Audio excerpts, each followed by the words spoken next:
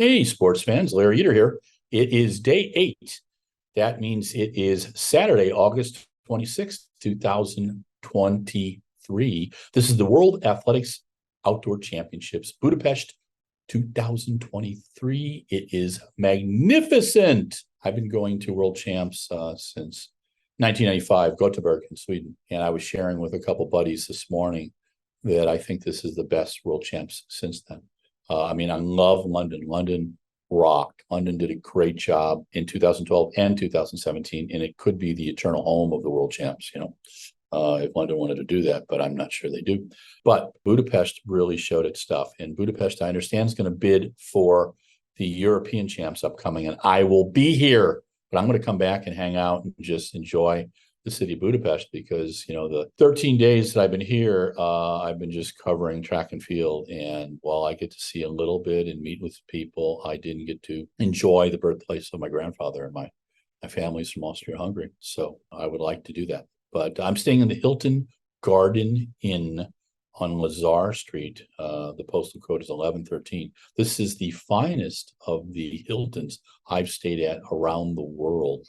And I've been in 5-star Hiltons, stayed in Conrad's for a week, and I'm a lifer. I've been going to Hilton since 1987. Why do I do it? Best deal, safety, quality of food, Wi-Fi. I can sleep at night. Nothing's been stolen from me, all those kind of things, And I will just say it one more time. Price in Budapest, a night, $145. Price in Eugene, Oregon, $524 for the Hilton Garden Inn. They can bite the big one over there, but it's part of the reason why people are not coming from Europe or anywhere else for the finals. Very frustrating to me. And it's not because Eugene isn't a wonderful place and a great stadium. It's because Tracktown can't control the boneheads who have hotels and everything else and are greedy as shit in the city of Eugene. And it's just disappointing because I think the late James Dunaway said it right. Eugene, Oregon is the capital of track in Lane County. I thought they wanted to be a global player, but in order to be a global player, they got to do some of the shit right. And they're not doing that right now. So I love Eugene. Love the people, would live there. Actually, probably live in Springfield. But the hoteliers are greedy as hell. And okay, let's get going because, they all have things to do. The marathon was at 7 a.m. on Saturday morning. It was hot and it was humid. It's going to be 97 on Sunday, just so you know. It's been 95 every evening. Last night, I had an issue with the heat. I started getting dizzy and I thought I was going to pull Linda Blair. And Justin Legat, one of our writers, saw me getting a little green, got me some more water. And I closed the computer and just enjoyed the session. That's why you didn't see a lot of tweets up last night. But doing great now. And I'm just trying to be careful, hydrating myself. It's been a fantastic World Championships. The stadium has been great. The quality of the media support has been great. The audience has been great. 15, 18,000 in the mornings, 30,000 in the evenings. The tickets were reasonable. One of my buddies, Danny Gruber, got tickets for every session for about $300 through the official site. Pretty incredible. So kudos to the Budapest LOC. They had some issues. Taxis were trying to jerk people around, and there were some, pickpockets, but they dealt with it. I watched the security get ramped up as soon as there was complaints about the taxis checking their IDs. We went into the stadium. So I think they really handled things well. Balázs Nemeth was the man in charge of the kind of PR and communications, and he really did a great job. So kudos. So let's start talking. Yeah, so the marathon was very, very tough. Ethiopia went 1-2. Amane, Beriso, Shankule, 2:24:23 seasonal best. Gotytom, Gebreslase, who won last year, 2:24:34 seasonal best. And in third, from Morocco, Fatima, Ezzahra, Gardadi, 2:25:17. Lorna Salpeter, who was the bronze medalist last year from Israel, 2:25:38. And first American was Lindsay Flanagan in 9th place, 2:27:47. She ran a spectacular race. This was really, really tough conditions. And the next American, Keir D'Amato, was 17th, 2:31:35. And I'm just trying to see where our next American was after that. And I am not seeing. Oh, yes, Suzanne Sullivan, 58th. She's the full-time teacher who just got picked up by Brooks, 2:24:44. That was a good experience for her. That was really a good experience for her. Rose Chalimo, DNF'd. A lot of the many top athletes DNF. A lot of what happens is when they don't see they're going to medal, they drop out and get ready for a fall marathon. So you can only run so many marathons. So that was the marathon. The rest of the morning was devoted to the 110 hurdles, the discus throw, and the pole vault for Decathlon, and we'll provide you with an update there. Let's go to the evening session. The first event was the men's pole vault, and it was a really interesting competition. I want to kind of share that with you if I can pull that up.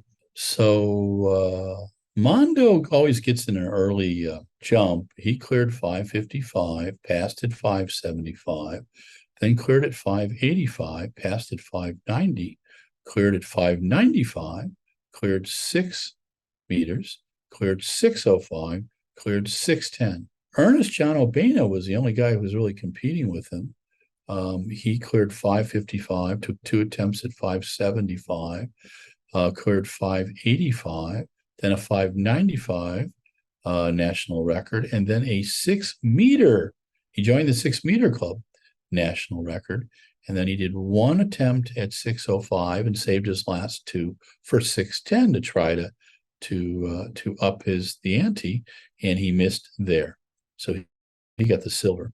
There was a tie for the bronze, and that was with Curtis Marshall and Chris Nielsen. Curtis Marshall from Australia, 5:55, then cleared 5:75, then cleared 5:85, passed at 5:90, cleared 5:95, a PB. I also thought that was the national record for, no, Hooker, Mr. Hooker. I'm sorry, Steve. And then he made 3 attempts to join the 6-meter club, and he missed there. Chris Nielsen, who has the American record at 6:08, I believe. He tied for the bronze. He cleared 5:55, 5:75, took him 3 times at 5:85, then cleared 5:90 wonderfully, 5:95 on first attempt, and then 3 attempts at 6 meters, and it just wasn't to be. Thibaut Collet, his dad is a coach and also was a vaulter just after my era from France.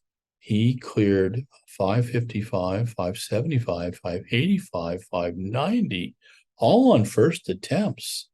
And then he made 1 game attempt at 5:95, passed then and moved up to 6 meters and missed both times. He will clear 6 meters. He looked good. But it was a wonderful men's pole vault. Mondo can't get the world record all the time, but he was trying. And I think he looked his last attempt was amazing. Little Earl Grey tea kids. And I think he will, I don't know if he's at Weltklasse. I suspect he'll be in Eugene, but we'll have to see. And that could be the place where maybe he does it, but we will have to see. In the 4x4 heats, I'll tell you, India was the story. They ran 2:59.05 and battled with the U.S. Trevor Bassett, Matt Bowling, Chris Bailey, Justin Robinson. U.S. ran 2:58.47. India ran 2:59.05, area record. The U.K. 2:59.42, and Botswana, Simbani Ngozi, Babloki Debe, Leiloni DiCello, and Leungo Scotch, 2:59.42. In that second heat in the 4x4 qualifying, it was Jamaica in 2:59.82, France in 3 flat, Italy in 3 flat, and the Netherlands in 3 flat 23. So that's our friends going on to Sunday night in the 4x4, which I think is the last event of the evening. I was doing this predict the podium game. I just haven't seen how well I did. I was going to try to brag about it the one night I really did it, but Okay, Heat 1. Yeah, that was interesting. In Heat 1, Jamaica won at 3:22.74, battling with Canada 3:23.29, and the Netherlands Femke Bull 323.75, and then also Poland 324.05, and finally France 327.50. They all qualified and moved on. Nigeria was DQ'd. In the second heat, US was DQ'd. Linda Irby Jackson, Rosie Afam, Kanira Hayes, Alexis Holmes. It was the pass between Kanira and Alexis, and it went out of the area. So it just didn't happen. GBR won in 323.33. Naomi Vandenbroek led off Belgium 323.63.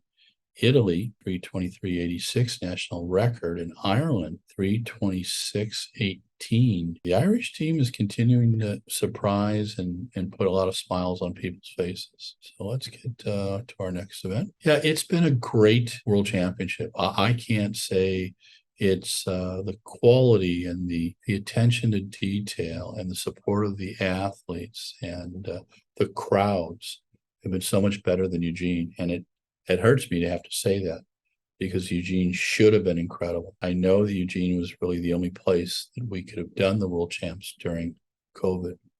But I also think that I hope the Track Town and the city of Eugene and the University of Oregon learn from that experience. But I'm afraid they're not going to get another chance to do something like that for a long time to come. And that's most unfortunate. Okay, the women's shot put. Chase Ealey just went out there and just like she did in Eugene last year, she took the lead through 2035. But on her last attempt, she went 2043.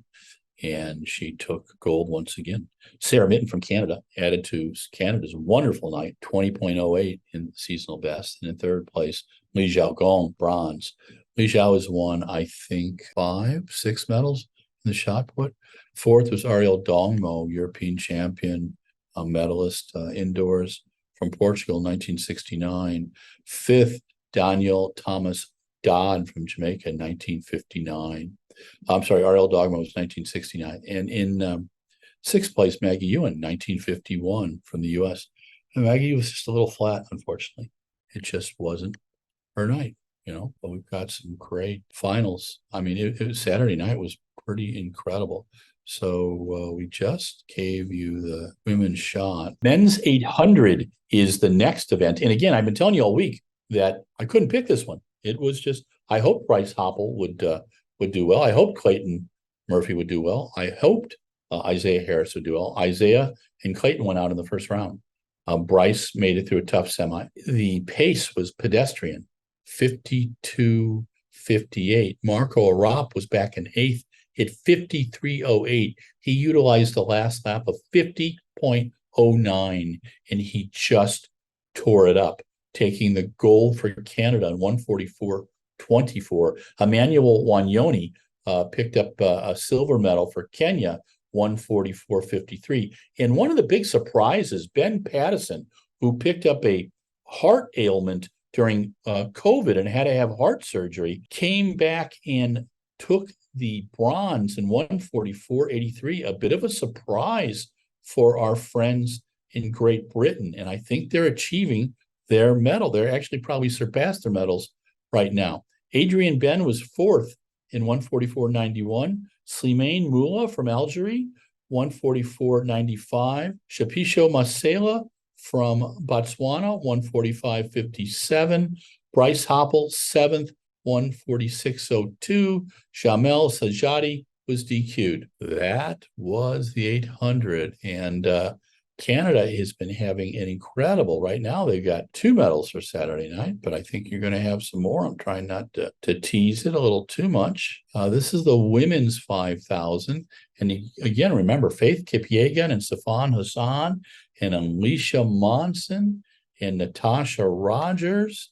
And let's see who else is in here. Elise Cranny all came back from the 10,000. And I don't see Natasha. Oh, Natasha, I didn't make the final. Okay. BBC. I did a BBC broadcast yesterday for their World Service with Ed Harry, and we talked about Sha'Carri Richardson. We talked about Noah Lyles. We talked about Faith Kipyegon. They asked me how the 5 was going to go. I said it's going to come down to Sifan Hassan and Faith with 100 to go. They're going to run about 14:56, a 60-second last lap. It's going to be brutal. And Faith Kipyegon won in 14:53.88. Sifan Hassan right there, 14:54.11. Beatrice Chebet, 14:54.33. Faith completed her 2 golds, 1,500 and 5,000. Sifan Hassan had 3 races, 10,000 where she fell and finished 11th, the 1,500 where she took the bronze, and the 5,000 where she got the silver. And she gave no quarter, and she asked for none. On October 8th, she will run the Chicago Marathon, your second marathon. She won London, so we'll have to see what the hell she does there. On the American side, Elise Cranny was 9th, 14:59.22, and Alicia Monson in 14th, 15:04.08. It was a very tactical race. Again, very, very hot, but the women's 5,000 was quite satisfying. Always good races there. Faith knows how to race. And now we're getting to the decathlon. Before the decathlon, everybody's talking about Leo Nugabar. And at day 1, he was in numero uno position.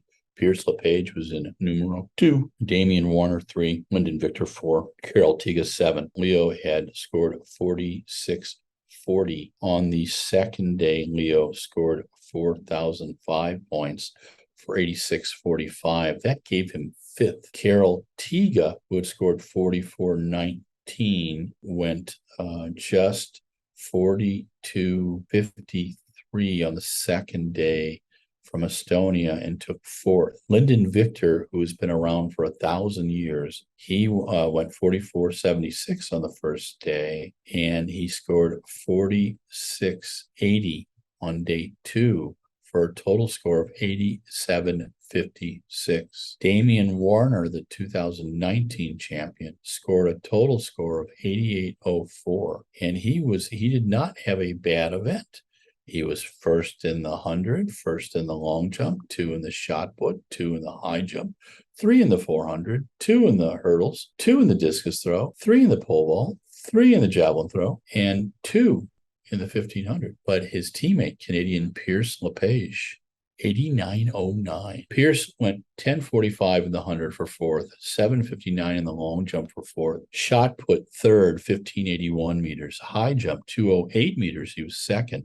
400, he ran 47.21 for his first day score of 46.10. Came back and scored 90? Yeah. The 110 hurdles, 13.77. The discus throw, 50.98. He won both of those. The pole vault, 5.20. He won that. The javelin throw, 60.90. He won that. And then he came back and won the 1,500. Incredible. Canada goes gold and silver. It is a stunning victory.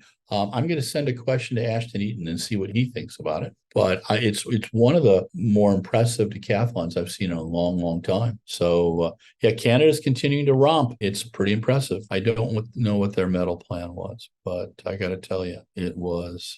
And now we're getting down to those relays. I got to tell you, U.S. scares the shit out of me when it comes to the 4x1 because they had Christian Coleman, Fred Curley, Brandon Carnes, Noah Lyle. There was the third pass between Fred and Brandon that was just insane. He literally caught it in midair. I thought I was going to absolutely lose my stomach. Noah Lyles got it legally and ran his heart out. 37-38 world leader. Lyle's 3rd medal. Italy, Roberto Regali, Amand Marcel Jacobs, Lorenzo Pata, and Filippo Tortu, 37.62 seasonal best. They ran quite well. And remember, their heat was 37.65. Jamaica took the bronze. Akeem Blake, Oblique Seville, Riam Ford, Rohan Watson, 37.76, really ran well. In Great Britain, especially with Reese Prescott pouting and kind of behaving like an American, Jeremiah Azuz, Arnell Hughes, Adam Jamili, and Eugene Amodadzi, 37.80. Let me correct that, an American from the 80s or 90s. There was a lot of American sprinters back then who just pouted and thought, hey, man, I'm not getting respect, so fuck you. And that's not the way to do it when you're on a team thing. These teams, the reason why they're doing well, the Italians actually practice. So do the Jamaicans don't practice a lot. But the U.S. has a team of 6 or 8 who've gone through the stuff And they always bring in traditionally because Noah won, Noah was in there. So, and they had the champion from 19, the champion from 22, and the champion from 23. That tells you something, okay? And of course, there was wonderful celebration by Noah Lyles. And then in the women's final ended evening 8. I got to tell you, the handoff 2 to 3 was a little worrisome, but not as incredibly scary as the men's. Tamari Davis, Twanisha Terry, Gabrielle Thomas, and Sha'Carri Richardson, 41.03 championship record. Just amazing. The Jamaican team, Natasha Morris and Shelly-Ann Fraser-Price, who had a muscle strain during the race. Shashali Forbes, Sharika Jackson, 41.21 seasonal best, silver. Great Britain, Asha Phillip, Amane Lana Squat, Bianca Williams, Daryl Nisha, 41.97 seasonal best. Great Britain has a relay team of, I believe, 24 that they can pull from. It's a really interesting approach, and it has brought benefits for them. They they're very competitive, and everybody drops batons. It can be a car wreck out there. Fourth place was Italy, 42.49. Fifth was Poland, 42.66, anchored by Uwe Svoboda. Germany, with Gina Lukenkemper on the third leg. They were 42.98. Did not finish was the team from Netherlands, team from Cote d'Ivoire, and our friends from Switzerland were DQ'd. Wow. So the night 8 was pretty incredible. I'd have loved to go on to the pressers. We'll have those videos up, but I was about to pull a Linda Blair. I got heat sick, and all of a sudden I got dizzy. It was whirling around. I turned green, and my senior writer from Kenya, Justin Lagat, got me a little more water, and David just talked to me for a little bit, and I shut the computer down and watched the rest of the evening, and then I started feeling decent, but I'm doing well now. I'm going to take a little rest after this, and then I head over. The evening session on Sunday starts at 8, and it just goes to 10. These are always tough emotionally for me, the last night of the World Champs. This is my 14th, and I did not know if I was going to make it through to this. I got COVID twice last year, and after Eugene, I had a heart attack sitting in a coffee shop in Portland. And with the quick movement of my girlfriend, Kathy, I'm still alive. I took my nitro. I take little nitro tablets, and she got me to the hotel, which should have been 11 minutes away in 7. To say that she was driving fast and furious is an understatement. The funny thing was, when I got to the hospital, I went to the security guy and said, I'm having a heart attack. And he said, I'm sorry, man, you got to wait in line like everybody else. Got me in there, and I'm sitting down in the lobby, and I see a kid with a Kuwait pin on his stuff. He's an Army Reserve, and I start talking to him about how Kuwait is a special experience. And he looks at me and said, you were there? And I said, I spent a little time in Kuwait, Qatar, in the Middle East. I said, I never was in some of the places you were. He goes, what you here for? I said, I'm having a heart attack. He got me through in 30 minutes. He called all the buddies who were former military, and they did their test. They got me in for a stint, and the funny thing was they had a coordinated with my team in Wisconsin, and I have a team in Wisconsin that has a sense of humor. And after my stint was done, I was awake the whole time, and I'm chatting with people, and I see this guy dancing around me in a Cossack outfit, bright colored, and I go to the docs and I go, hey guys, you got me on some pretty strong painkillers, and I'm starting to hallucinate. And they're all cracking up. There's a team of about 12. And they said, well, what do you see? I see a guy dancing like a Cossack.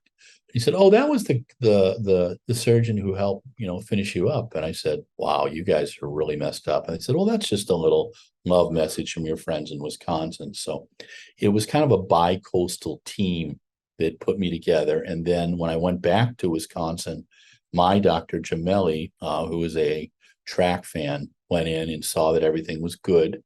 And we chatted, and I told him about Marcel Jacobs and all that stuff. But it's almost a year now. I'm doing well. I had a nuclear stress test where I had to do a treadmill, and they said, hey, we want you to go as hard as you can. And if you pass out, we're here for you. Well, I used to do those things where they do VO2 max, and I literally, had stuff in my mouth and they're pushing the blood out. And in 77, I had a VO2 max of 72. Yeah, and I almost ripped stuff out of my mouth back then. So I was a little nervous, but I did really well for an old guy. They wanted me to hit 132. I hit 146, held it, and they were very pleased. No more blockages. The world was happy. So I'm managing my diabetes, which is really important. I have to watch my blood sugar because that's the thing that messes up your heart. The combination of diabetes and heart disease is a killer, and you really need to do that. I have 5 stents, so I don't have a full metal jacket, but my heart, the thing is, even after my heart attack, they told me, this is the weird one, is that my heart has not been damaged. So I think that 15, 20 years of running and all the walking I do really has helped. It is not what I would suggest anybody going through, because it is rather traumatic, not only for you, but the people you love. So please take care of yourself. That's my rabbit hole for day 8. But this is Run Blog Run. This is day 8, August 26, 2028. I'm in Budapest, Hungary. I'm in the Hilton Garden Inn on Lazar Street. And it is a wonderful hotel. I would recommend it for anybody. And Budapest is a lovely city. I want to come back and just hang out. Normally in World Champs, I don't get much time to do anything. With the team we had here, we had remotely and in town almost 10 riders most days, editing 10 to 14 pieces a day. I didn't get to spend the time with some of the people that I wanted to, but I did get to meet Justin Lagat and Deji Ogayimbu, got to see Stuart Weir, Dave Hunter was here, got to see Jane and David Monty, and Katha Dennehy, a dear friend and one of the finest writers in our sport, were here. And just getting to see the people who make this work, really a big deal. Thanking Jeff Benjamin, Elliot Denman, Sam Ferris, Mike Deering, my brother Brian, who is putting up incredible numbers of audio, and I'll be getting those done on my flight tomorrow. There is just so much you can do, and I'm learning. And I've had to change my diet a little bit, a little more protein, a lot less carbs, and a lot of fresh veggies. So I do about 85% vegetables. Look how charming I am still too, right? But thanks to Mike Deering, who has been fearlessly editing and managing our podcast. We did our previews from Fort Atkinson, and I change shirts every couple of days. You notice that? Well, I actually did them all at one time, and I just changed shirts, but I'm showing you the wonder of podcast now. I'm sorry, Michael, we gave out one of our special tricks, but getting to see people here, getting to catch up with some athletes meant a lot to me. And I'm very happy and grateful that I'm here. The first several days were rather rigorous because I was walking about 10 times more than I normally do, but now I'm up to about 8,000 steps a day and about 12 sets of stairs. It's like doing hill repeats, getting my pulse up to about 105 and my resting's about 40, and then I drop back down. So the heart's recovering well. Last night was a little scary because I went up pretty damn high and then dropped back down, and then I got dizzy. So got to be careful. We all have our limitations. So I will try to respect those. And again, thanks, Mikey, for managing this. Thanks to your brother for convincing me in 2006 that Run Blog Run was a place to go. And I am looking forward to being home soon. So peace out. We will have day 9. We'll record that on Sunday night. Talk to you soon.